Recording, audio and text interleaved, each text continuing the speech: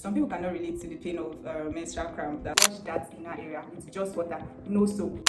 There are basic things to keep in check to keep you neat, healed, fresh, and demure. But at the point where the pain is so much, you might have to see the doctor. Hi guys, welcome to MedLab Hive. If this is the first time I'm coming on your screen, thank you for stopping by. And if you're a returning subscriber, you are the VIP. Please do well to like, share, subscribe, leave a comment below. We want to welcome you to the community. And yes, this is the continuation of the series we already started on reproductive health. So today we'll still be discussing menstruation, but another part of menstruation. From our last video we introduced menstruation. We spoke about the different blood colors and what it means and the likes of it. So I got a question. I know we said we'll be leaving questions for the end of the series, but I think it's something we should get to know about. So menstruation or period are mostly painful. Some people cannot relate to the pain of menstrual cramp, that's what we call it, or MP. They can't relate to it, and that's normal.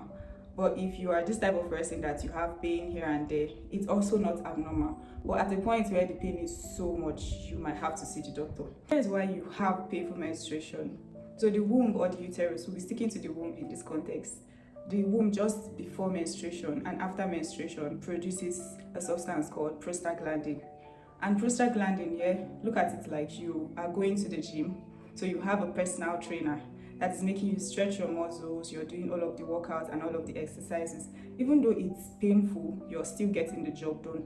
So that's what prostaglandin does in the womb. It makes the womb to contract, like a squeezing effect. So in the process of contraction, it's shedding off the old lining of the womb, and that's what leads to the physical outflow of blood that we see and call menstruation. This substance called prostaglandin, is it healthy? Of course, it's very much needed because it helps in contraction. But in a case where it's produced over in the body, it leads to increased menstrual pain, and that's why menstrual pain differ in different ladies. So other causes of painful menstruation could also be due to unhealthy consumption of sugar, oil, and also consumption of alcohol. And also smoking could lead to painful menstruation. Hormonal imbalances could also lead to painful menstruation. We spoke about our hormones in our previous videos, so just check it out. When those hormones are not in the right proportion as at when they should be, they could also contribute to this pain. So how can you get rid of painful menstruation? Can you totally get rid of it? I don't think so. That's like you're totally going to erase your prostaglandin and there'll be no contraction. So you can manage it. So how can you manage painful menstruation? You can manage painful menstruation by eating healthy, staying hydrated. You could also work with exercises to help relieve stress during contraction. It helps a lot. Also rest well. No matter your tight schedule, try to look for a way to balance up time to rest. And also, if the pain persists, please feel free to seek professional help from a gynecologist. A gynecologist is a doctor that specializes with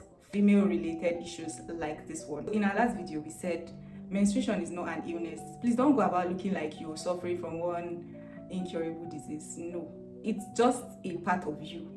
It's nothing out of normal as a woman. Of course, what's coming out of you is dirty, but it doesn't mean you should smell or act dirty. Change your pads every 5 to 6 hours. Some people say 7 to 8 hours, but I feel that's such a long time, except you have very light flow.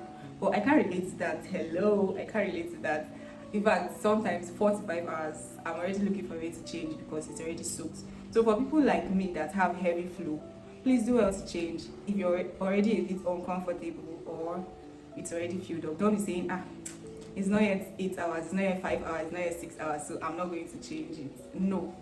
Please do what works for you, except you're using a pad that has high absorption capacity. Of course, it could stay a bit much more than 6 hours or 7 hours. So, and also try not to use just one undergarment for the whole day.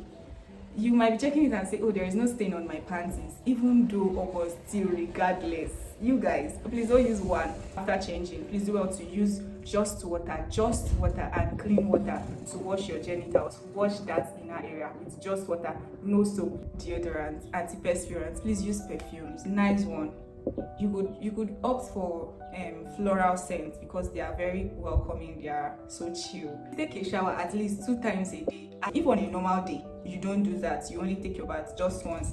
If you're on your period, make sure to do it at least 2 times. It could be more, but at least 2 times. Because you're giving off a lot of things and your body is going through a lot of cycle changes here and there. So you don't want to be caught on fresh, Please, when you're on your period and you're going out, this thing should not be missing in your bag. At least have wipes or tissue paper in your bag. Always go out with an extra sanitary towel in your bag. Maybe if you're using a sanitary towel or sanitary tampons, anyone that works for you, sharp. You might not really need it for yourself, but there is definitely someone. I've been in class and someone will just come and whisper to my ear, "How far do you have iPad?" Yes, that's what I call sanitary pad. You have iPad, and few people around me know that that's what I call it. Just in case I don't feel comfortable saying, "Do you have pad?" I was like, "Eh, do you have iPad?" I learned it from secondary school actually. Just go out with an extra. You might just be helping somebody there, someone that needs it. At least every time you're going out, this should be something, an essential in your bag, an extra iPad. So guys, that's that. Basically that's that. Just do what works for you. But in everything you're doing, please stay neat. I beg. So that we will not be perceiving foul smell when we come to you and then someone gets to ask you and you'll be like, it's because I'm on my period. It's not an excuse, you're not sick. Even a sick person knows better to take care of themselves. So it's just one of those things. Anyways, we've come to the end of today's episode. Thank you for engaging. I'll see you in the next video. Keep your questions coming, keep your contributions coming, and thank you so much for the engagement. Till I come your way again next time. Until then, stay curious and keep learning. Bye.